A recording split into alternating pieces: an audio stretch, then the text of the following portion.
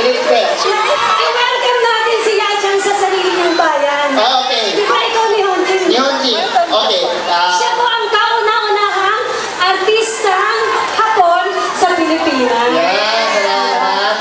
Dapatin ko muna ha. Sa Tagalog. Mamaya ikaw naman. Japanese. Okay. Magandang hapon po sa inyo lahat.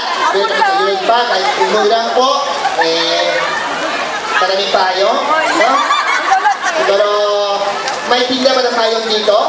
Kumikita, no? Okay, dito naman. Minasan, konnichiwa. Maraming salamat po kahit umuulan. Ame demo.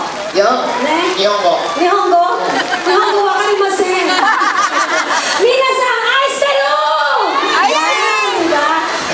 Ano ba talaga yung nasa bago? Ito. Oo. Ilabas mo na. Pwede? Oo. Nasukad yun na, ma'am? Pwede? Oo, pwede. Ito. Siyempre. May baon to eh.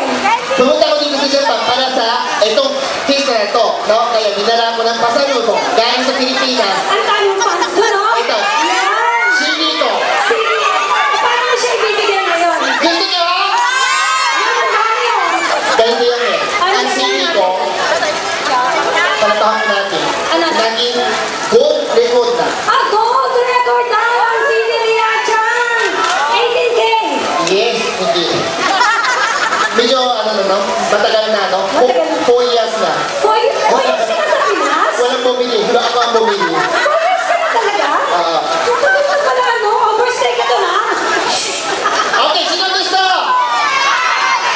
Paano mo ibigay yun? Dito ha? Ayun na. Naku, nagrereklamo ang lola mo doon. Yung lola mo, paano ba yun? Oh. Kung gusto niyo po lang ha, 1,000 po ito. Wala po lamang yan.